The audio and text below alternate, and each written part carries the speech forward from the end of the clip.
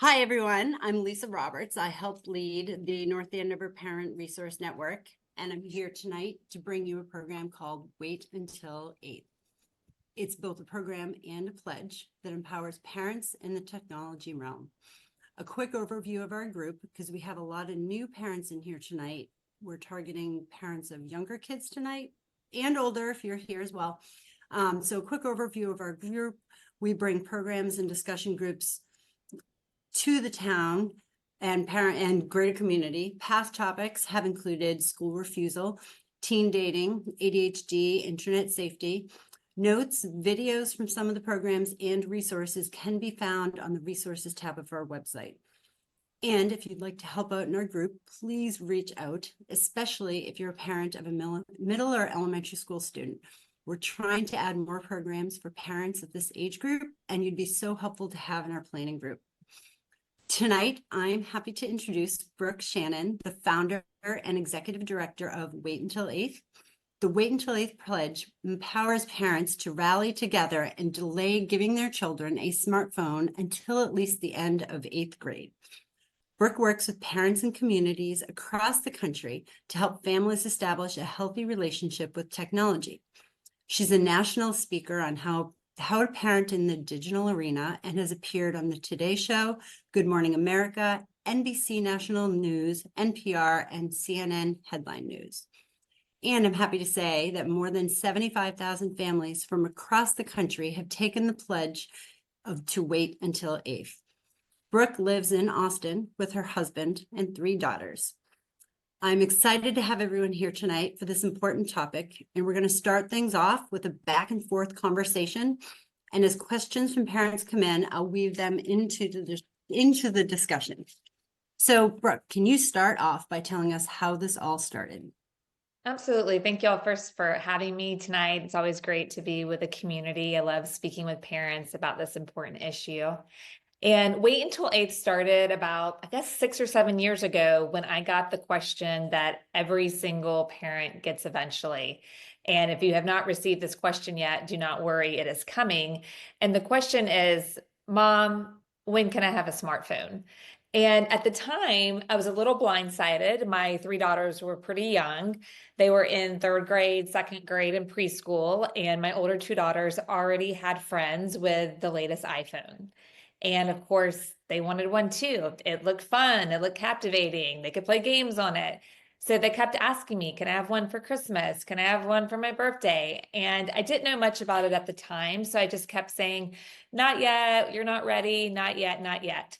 And then one day I was driving by our local middle school and the school day was ending and all of these children were coming out of the building and there were so many heads down. So many kids were completely captivated by what was going on their smartphone and not conversing with their peers, not dialed into their surroundings. And in that moment, I just knew that something had to change. If something didn't change, my kids would either have a phone in their hands by the time they reach middle school, or they'd be one of the few kids with their heads up. And neither situation was ideal. I didn't want them to have a phone at such an early age, but I also didn't want them to be on an island by themselves, not having anybody to talk to. And so that evening, I reached out to 20 or so families from our children's school just to take their temperature on what they were thinking about this. Like, have you said yes already? If you haven't, how long do you plan to wait? Do you want to wait? Does anybody want to wait together? And out of this conversation, I heard from so many moms and dads saying that they wanted to wait, and what they had experienced from older kids or what they had heard from friends is that at some point between 3rd and 5th grade, it just starts to feel like all the kids have these devices. And it starts to feel like there's this pressure to have one of these devices at a very young age, or you're going to be left out. And out of this conversation came this idea, well, what if we said not yet together? What if we flipped the script on all this peer pressure and just said, as a community, we're not going to do smartphones until a certain point? And that was where the idea of the pledge came from. And we decided to wait until the end of 8th grade, and we put the pledge on online to make it easy to sign across from our district. And within a matter of a couple of months, we had grown the pledge to thousands of parents, not only from our school district, but from the city of Austin, from the state of Texas, and across the country, because it turns out so many other parents were worried about this too and wanted to wait if there was an easier way to wait. And so now we have about 90,000 families on board. Actually, we've had so much growth in the past year, and the pledge is making a real difference in communities across the country. Sounds great. You and I spoke last week to prepare for this, and you shared with me how your family takes a slow approach to technology, and that when you say yes to tech, you say yes with limits. Could you please share with us where you are in your parenting journey with navigating technology with your 3 daughters? So we are by no means a no technology family. We have lots of technology in our home. We have school issued iPads. My older 2 daughters now are, a sophomore and a junior in high school. They have phones now. We do have technology, but we're very deliberate and intentional about when we say yes to it and how we say yes. And we put smart limits in place when we do say yes. And so just to give you an idea of where we are as a family, my youngest daughter is in middle school. She started 6th grade this past year. And when she was in elementary school, we really protected those early years of childhood. And we did not allow her to have a phone or a smartwatch. We did not allow her to text on a tablet like many of her peers were able to do at a very young age, because we just did not feel like she was ready for this responsibility. When your kids are younger in elementary school, this is a time for them to play, to explore, to be creative, to connect with people in real life. And when you give a device too early, it gets in the way with all that. So when she started middle school, we did start allowing her to text on a tablet that remains in our kitchen. She has a 30-minute time limit on it each day. I think she's on it maybe 4 or 5 minutes each day. It's just a way for her to connect with her peers now that she's at a bigger school. And it really helped us as a family when my older 2 daughters were in middle school, for us to allow them to be connected in a small way, but for us to keep saying no to that smartphone. And that's what we did all through middle school. We just allowed them to text on a tablet, and we allowed them to FaceTime. My older 2 daughters both got a phone before high school started, that summer before high school. We did do an iPhone, but we made it very bare bones. We took off the internet browser. We took off the app store. We did not allow social media at first, and we didn't allow any games. We kept it very basic: call, text, listen to music, take photos, have a few apps for school, and that was it. Then their sophomore year, we started to allow them to have limited access to an internet browser, again, with restrictions in place. And then when they turned 16, we said yes to one social media app for 30 minutes a day. And so it was this slow progression of introducing various privileges as they got older and more mature and could handle the responsibility. So what was your main concern and reason for wanting to delay the smartphones and social media with your children? So for me as a mom, I was really worried just about how much time kids were spending on these devices. I think the national average at this point is about 5.5 hours a day. And that's the average. There's a lot of kids that spend 7, 8, 9 hours a day on their smartphones. And when you're spending that much time on a device, what is not happening? How many books are not being read? How many hobbies are not pursued? How many conversations in real life are not happening because of this device? So I was really concerned just about the opportunity cost of spending so much time on these phones. And I wanted my kids to have a true childhood, like the one that I grew up with playing outdoors and doing puzzles and reading and exploring and, even being bored, because we know from research that being bored is good for you. But when you have a device in your hand at such a young age, it gets in the way with all of that. And so I just really wanted them to be kids a little bit longer and protect those early childhood years. So good answer. And why do you think they're spending so much time on their smartphones? Adults too. So yeah, we're all spending so much time on these devices. You go anywhere, you go to a restaurant, you go to a waiting room, you walk down the street, and chances are somebody's head's going to be down doing something on a smartphone. So much of our life is entwined on these devices. But the real reason that we're spending so much time on these devices is because much of what is on there is designed intentionally to keep us there as long as possible. It wants to capture our time and attention. The longer we spend on Google, the longer we spend on YouTube and Instagram and Snapchat, the more money these companies are making, and it's in their best interest to keep us there as long as possible. And so these companies have used persuasive design features and very powerful algorithms in order to capture our time and attention. Think the auto cue of the next video, think Snap Map or the Snap Streaks, all these powerful algorithms creating content that is to your likes and your dislikes and your vulnerabilities. And these are all intentional efforts by Silicon Valley to capture our time. So we spend so much of it on these devices, and it's hard as an adult to resist it. And it's even harder for a child. They're still learning about impulse control and how to manage time and how to keep things in order. And they just don't have the capacity or the executive functioning skills to really use this device in moderation. Yeah, it's really addicting, even as a parent who uses it. And I see the Snapchat streaks. So let's talk about some other concerns with the smartphones. What type of impact do smartphones have on academics?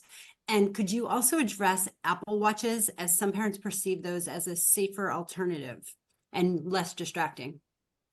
In regards to academic, what the research is showing is that smartphones is having a negative impact on learning and how kids are focusing. And there's one study out of the University of Texas that says that even the mere presence of the phone, even if it's turned off, if it's near the kid while he's trying to learn and while he's trying to study, he's not able to focus on the task at hand because of that smartphone.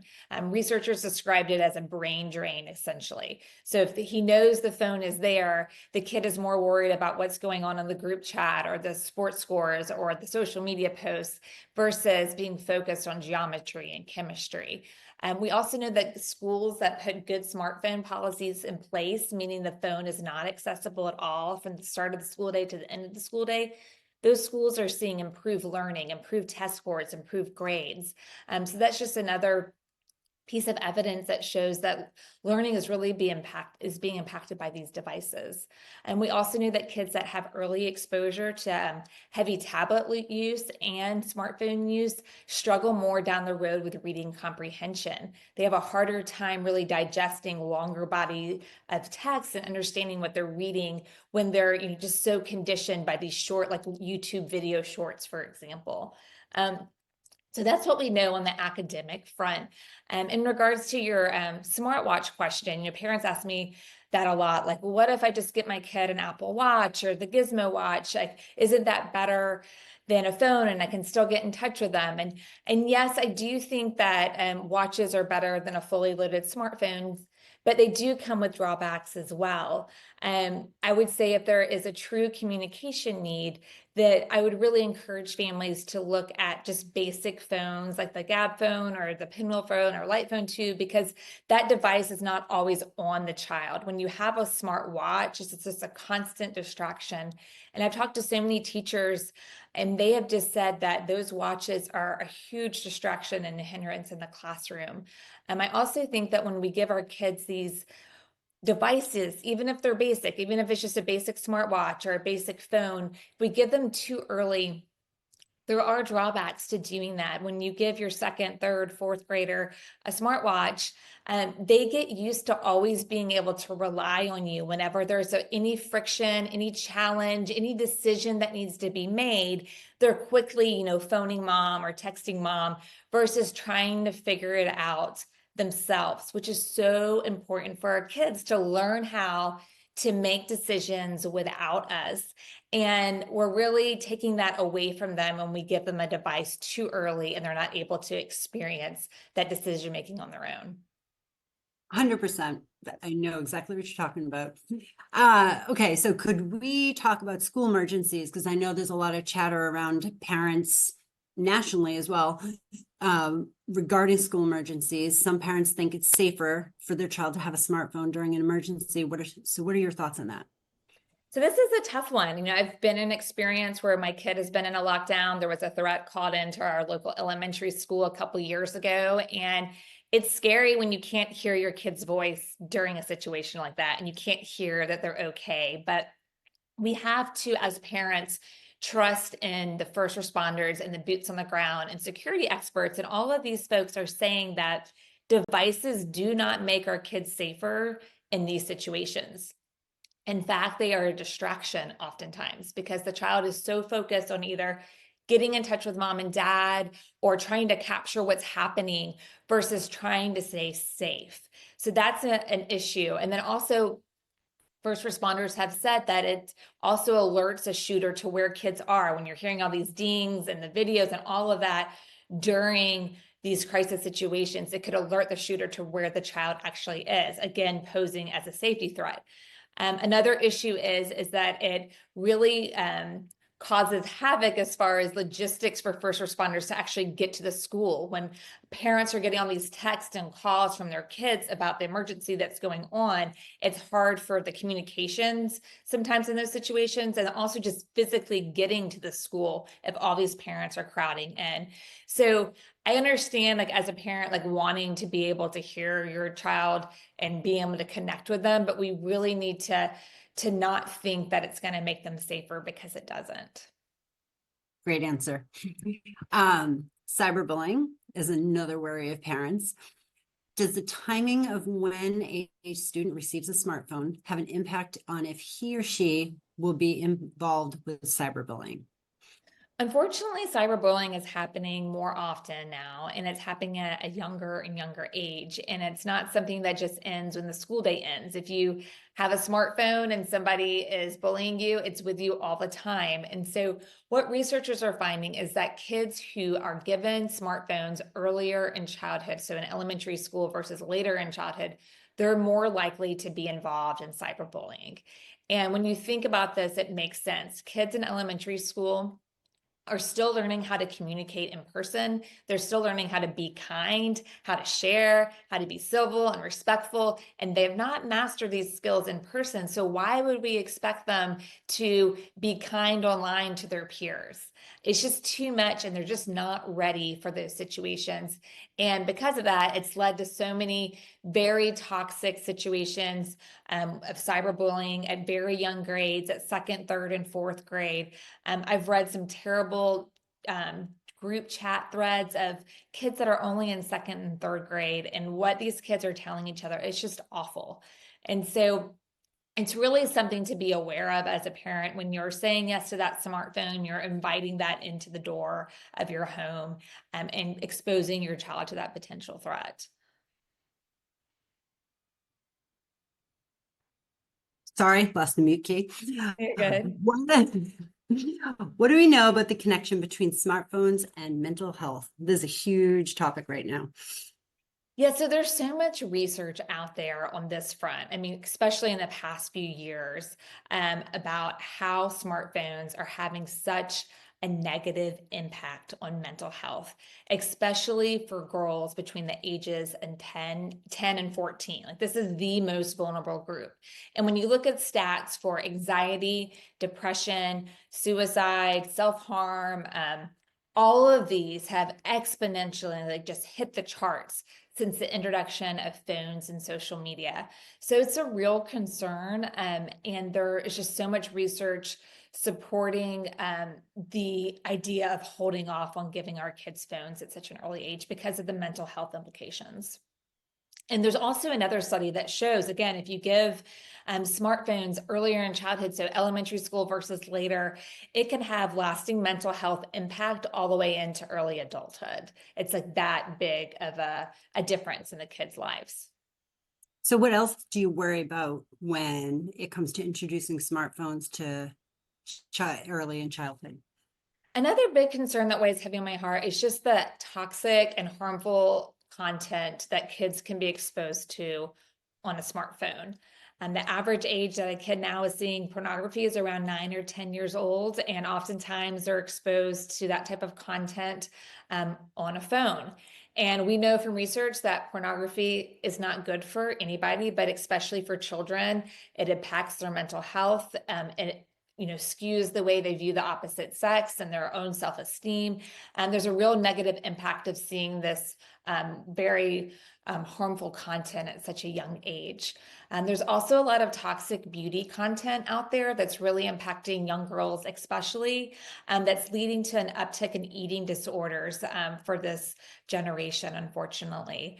We're seeing eating disorders increase and at a younger and younger age. And oftentimes it's a situation where, a tween is looking for, benign content such as how to look cute over spring break or healthy salad recipes. And what the algorithm is doing is it takes that search, but it takes them down this rabbit hole of content and quickly starts delivering these videos that are very harmful, that encourage pro-eating disorder behavior. So that's another area of be concerned of. When you wait, when you hold off and you give yourself time as a family to really talk to your kids about what they could potentially come across, then you're giving your time more instruction. You can prepare your kids for what to do in those situations. You can give them more of a mental blueprint of what to do. But when you say yes to the phone at 10 or 11 years old, which is the average age, you just don't have the time to have all those very important conversations to make sure they're ready. So switching topics, what about families who need to get in touch with their children during the day? How do you recommend they do that? Well, thankfully, there are a lot of good tech-wise options out there that were not available a few years ago. These are basic phones or basic watches that allow you to communicate with your child and work out those logistics, but don't have an internet browser, don't have the app store, don't have games, don't have social media. And so if you identify a communication need as a family, we really encourage families to look at a basic phone, and we have a list of options on our website that you can check out. But I do encourage families to really think through, like, is there a true communication need? Because most kids in elementary school and most kids in middle school do not need any type of communication device. And I would argue that they actually thrive and learn and grow better without one. Of course, there are situations where they may need one. Maybe they're, riding the subway to school. Maybe they're going back and forth between mom and dad's house. But I would say that those are more aberrations, and that most kids do great without any type of communication device, especially in elementary school. True. Some families joining us today have already given their kids smartphones and are struggling with how to keep them in check. What are some recommendations for parents trying to manage how their kids use smartphones, and how can parents teach their kids to use smartphones safely and moderately? So I always encourage parents to just remember it's never too late to rein in how your kids are using something. We are the parents. We have the authority to change how we're, operating our household. And there are a few block and tackle things that you can do as a parent to really change how much time your kid is using on a smartphone. If your kid is in elementary and middle school, I highly recommend removing the internet browser. Your child at this age does not need unfettered access in their back pocket to the internet all the time. And you can take that off simply by going into parental controls and removing their access to the internet browser. That removes so many potential distractions and problems, just taking that off the phone. And I also encourage parents to disable the child's access to the App Store. The App Store has millions of apps, and some of them are wonderful. Like, I love Uber and I love Amazon, I love Venmo. These are awesome apps, but there's a lot of very problematic apps, especially for children. And as a parent, we need to be the gatekeeper in regards to what goes on that phone. And we can't be the gatekeeper if your child can just, download what they want without permission. So you definitely want to go into parental controls and make sure the child is required to get permission before anything is downloaded on the device. And also that they require permission to delete anything on the device too, because sometimes something will get on there and then they'll hide it just by deleting it, and then they'll reinstall it. And so you just really want to take that off the table. Another piece of advice that every single sleep expert or every single expert out there, whether it's psychologists or pediatricians or internet safety experts, they all say that phones do not belong in the bedroom, period. Yet 80% of kids who have phones sleep with their phone at night in the bedroom.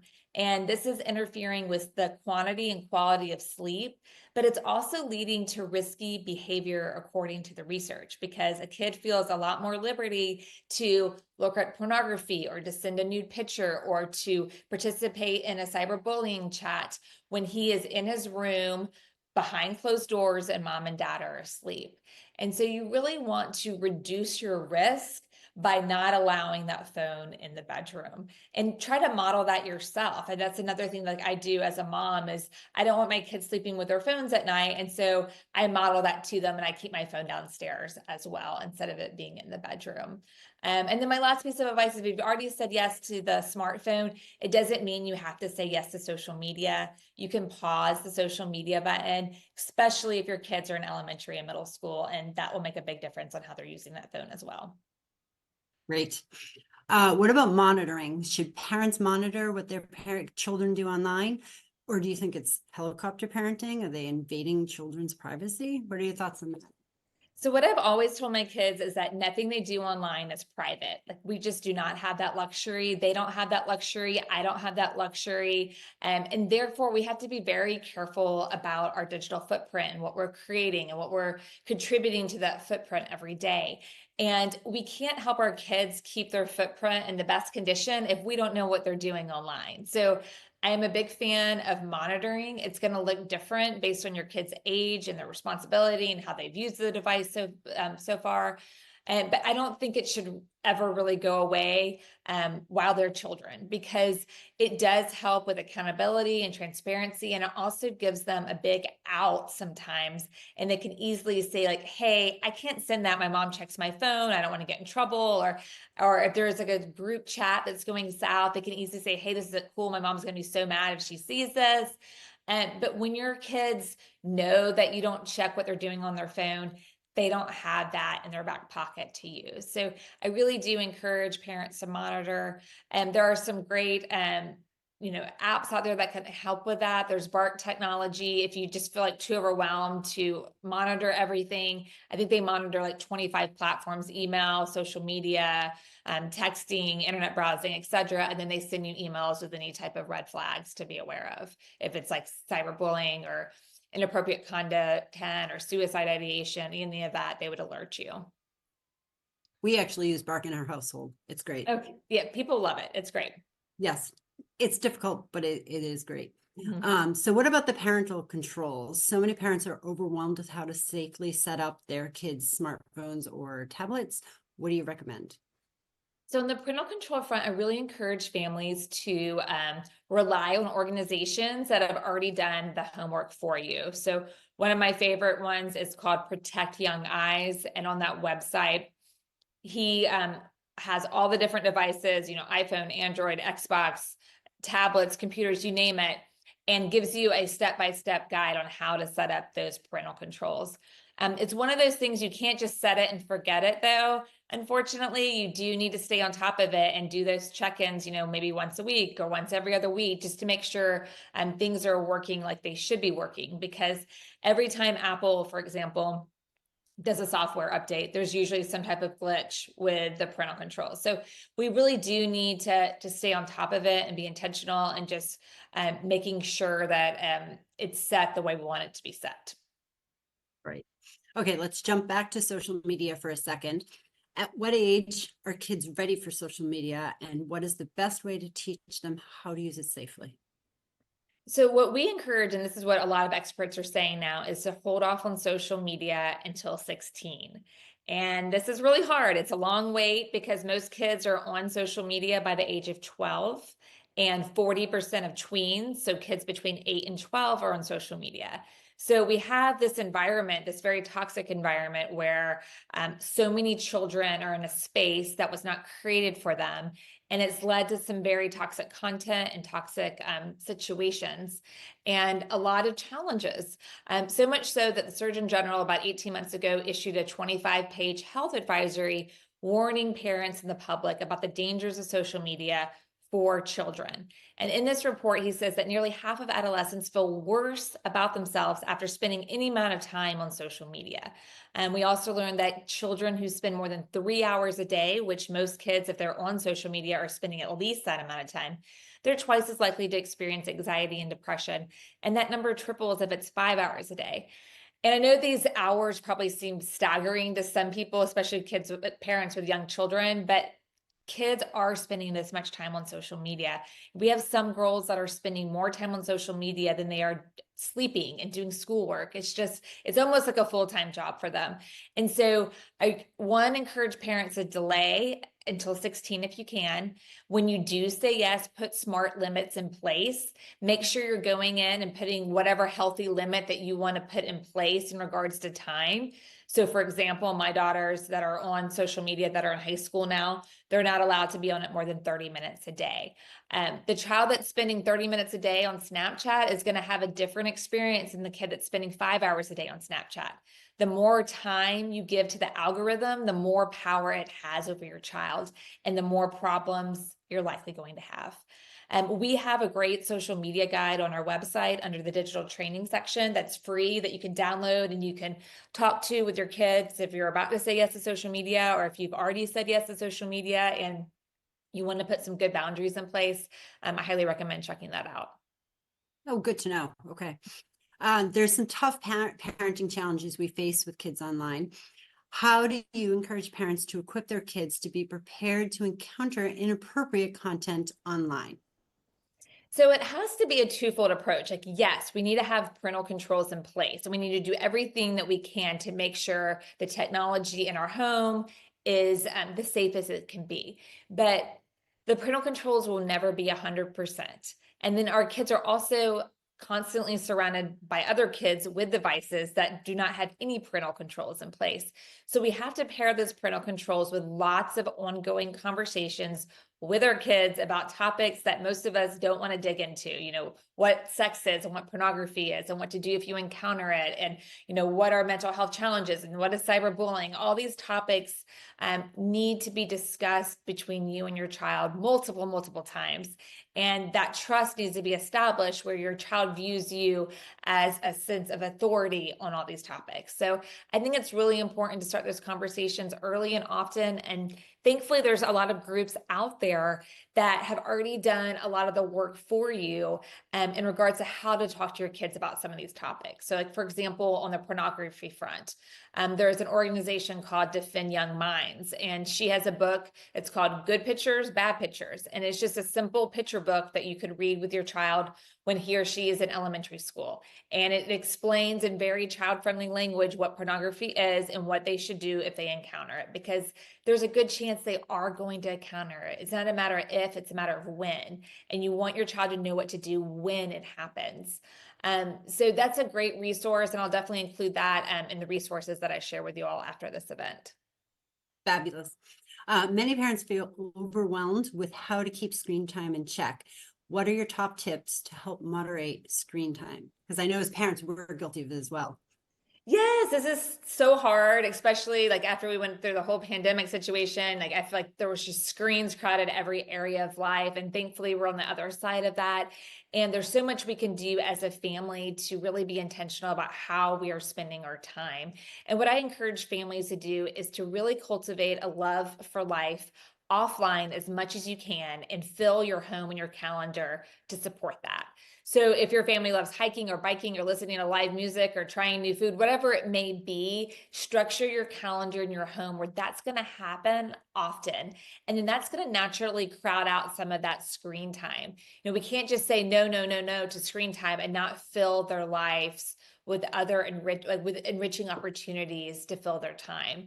And so I encourage families to do that. And then it's a lot of just small boundaries consistently being enforced. So no phones and devices in the bedroom, no devices out at meal times, make car time conversation time. I say this all the time to my kids. If we're just in the car, going to school, going to activities, going to the grocery store, this is not a time for them to have their phones out or tablets out. This is a time for us to talk or for them to zone out or to look out the window, whatever it may be. But the car time is not a time for them just to catch up on their digital life online. So that's another idea. I also encourage families to dial down the noise on their phone, turn down those notifications in the settings. There's also research that shows that if your phone is in grayscale, so if it's in black and white, it's less captivating and you'll spend less time on it. And you can do that in settings to try it. I've tried it a few times. I remember the first time I did it, my daughter picked up my phone and she's like, "What is wrong with your phone, Mom? Like, this is so boring." I'm like, "Okay, this is working." So I know all these steps seem like super small, but they add up to make a big difference. They really do. The black and white trick works really well. Yes, You can yeah. just tap your screen 3 times. So before I ask my next question, I just want to have the parents out there start typing in any questions you have, just in the chat, in the, not the Q&A feature, and I'll ask them on your behalf. So the last question I have for you is resources. What resources do you have to recommend parents to read for the digital age?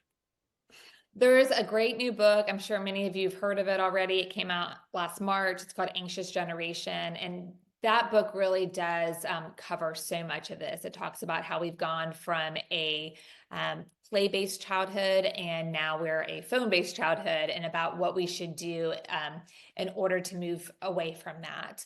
So that's a great book to read. It'd be a great book to read as a community. There's some good documentaries out there as well. The Social Dilemma is always interesting to watch. I usually watch that with my kids when they start middle school.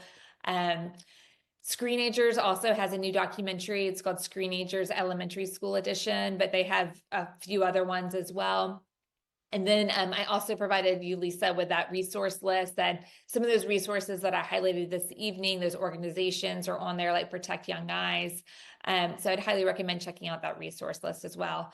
And then we have a digital training section of our website. All of it's free. You can download it. There's like really good conversation guides on there to talk to your kids about some of this as well. Fabulous. And we also have some resources on our webpage. Like I mentioned earlier, if you go into naparentresourcenetwork.org and you go into the resources page, we have a whole slew of them for all of our past programs and some that Brooke has given me. So does anyone have any questions? Are you all in agreement and you're not going to give your kids a smartphone till they're in their 20s? That'd be wonderful. Yeah, I will echo while we're waiting for any questions, which no one seems to be sending some in. No phones in the bedroom. That's a huge one. We don't do that either. And talking in the car, we tell our kids all the time, when you're in the passenger seat, your job is to entertain the driver. You do not get on your phone. And it's actually spawned some really nice conversations. And it's not forcing your daughter or son to look at you. So sometimes those tricky conversations are easier done in the car during that time. Absolutely. I have 2 teenage drivers now, and so I don't see them as much in the car anymore, but I miss that time because I feel like so much comes out in the car in those conversations. So one parent asked, and I understand this one, Snapchat seems to be a common way of messaging. Any ideas of monitoring? Because I know those messages disappear. Yes, so Snapchat is very common. It's, my kids would argue that every single person at their high school has it. And I would say that that was probably the hardest part of our waiting journey because we didn't do social media until 16. And so they had to spend the first, year and a half of their high school career without Snapchat. They survived. They did miss out on some things, but I'll take it for all the stuff they missed out on that app. It's hard to monitor. You can, as a parent, get connected to your child through the Snapchat Family Center. So you would have to open up your own account, and then you get connected where you send them a request to be connected. And then from there, you can't see their messages, but you can see anybody that they have had contact with in the past week. So it's a way just to kind of double check that they're not connecting with strangers, that they're connected with people in real life, because that's one of our rules in regards to social media, that we're not connected with people we don't know in real life. So that's one way to use the Snapchat Family Center. There's also a way to limit in the Snapchat Family Center they call it sensitive content. I don't know how much that really does. There's a lot of garbage on that app. But those are the things that I do know about. And that is because you can't really do too much with the parental controls and Snapchat and the actual app. I do recommend parents limit the amount of time their kids spend on it. So if you don't want your kid on Snapchat 3 hours a day, set up the phone where they can't be on Snapchat 3 hours a day. And you can go in, if they have an iPhone, go into the parental controls and limit the Snapchat app to however many, 30 minutes, 45 minutes, an hour, whatever you want to make it. And I think that does make a big difference. But again, I really encourage families to hold off on Snapchat, at least till high school. And if you can make it to 16, that's even better. Yeah, it's a tricky app for sure. Another question. We have a teenager using a computer. It has YouTube. Is there a way to age limit the searches in YouTube or in Google?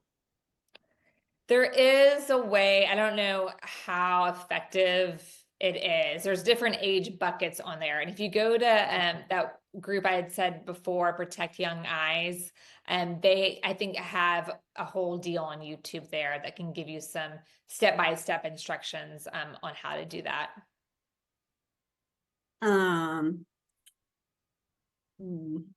Oh, someone's asking, what's your website again? If you want to say it, that's great. Oh, okay. The website's just waituntil8th.org.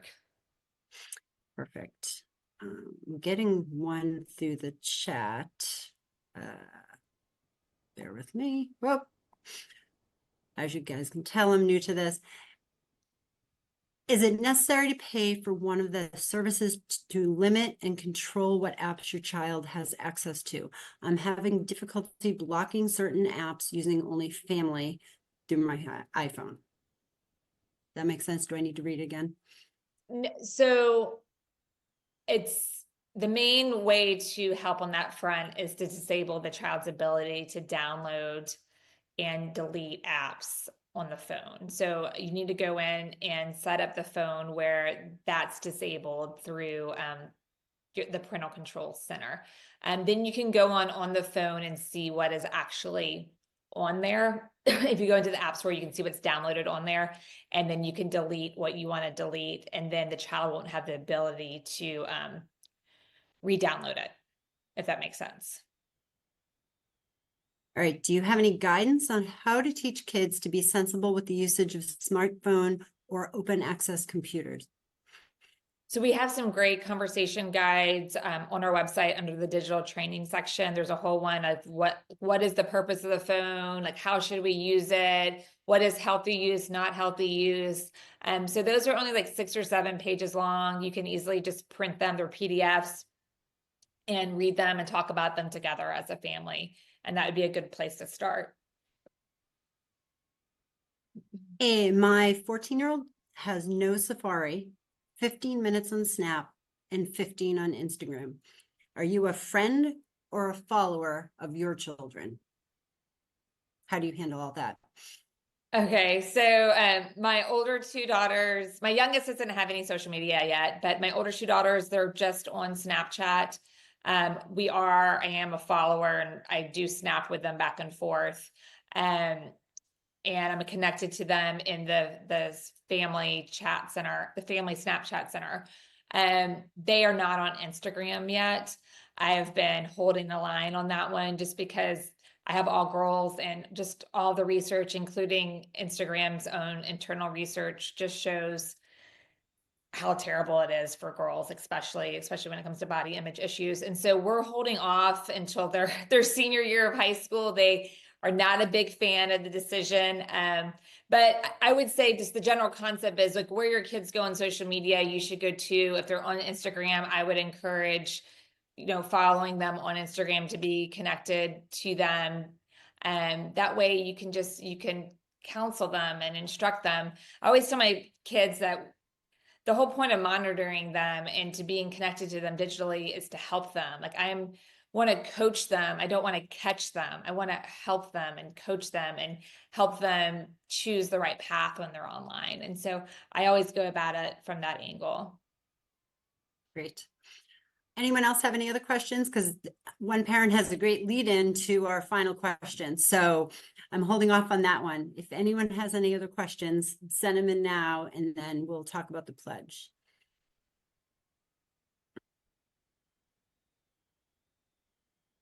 All right, I don't see any dots moving, so I don't think anyone's typing anything in. So one parent asked a great lead-in question, asking the best way to start the process for getting parents on board with this pledge. And she also asked, how do you suggest we get the momentum going? Do we use social media, Facebook, get it out to the PTOs? I will say that the principals and the superintendent has been fabulous in communicating this with the parents. Now we have the hard work of getting this to happen in our town. So talk to us about how we do that. So the pledge is great because it's a parent-led pledge. At any given point, if anybody's interested in joining the Wait Until 8th movement, all they have to do is go to our website, sign the pledge from there. It's organized by grade and school. So when you're signing the pledge for your child, you put the school and the grade. And then once there's enough group momentum, once there's 10 or more families who have signed from your child's grade, then the pledge becomes active. And the reason we set it up that way is because there's a lot of families out there that would love to wait as long as they know other people are waiting with them, but they don't want to be the only one from Brown Elementary. Like they want to have people and community around them in this decision. And so we set it up in this way that it only kicks in once you have enough group momentum in order to empower parents to sign and not worry, like, well, what if I'm going to be the only one that does this? And so it's real easy. You just go on, you sign. We have a how to start page on our website that gives you ideas on how to get the word out. A simple way is to just copy and paste the email example that we have, and start small if you want. Start with the people that you know and then go from there. Maybe it's starting with your friends first and then starting with the class list. If your PTO president or your principal is up for sharing the pledge to parents that way, that's highly effective as well. Social media helps, of course. It takes like a few reminders to get somebody like completely on board as far as like actually going through the signing. So the more communication channels you have around it, the better. But it's really growing across the country. We've gone from 50,000 pledges to around this time last year to about 95,000 pledges this time this year. And there's just so much momentum, especially on the East Coast and the West Coast. So it's been exciting to see. Excellent, excellent. So I'm going to send out an email with the link to Brooke's page for Wait Until 8th. So you can sign up for the pledge. We can also see your resources. I'll post your resources on our resource page. And let's just get this going in our town. Great. Awesome. Thank y'all so much. I just want to say a big thank you to CAM for hosting this, because obviously we had some little technical things going on in here, and I'm learning Zoom too as a moderator. So thank you for bearing with us, and thank you everyone for joining us, and have a great night. Thank you.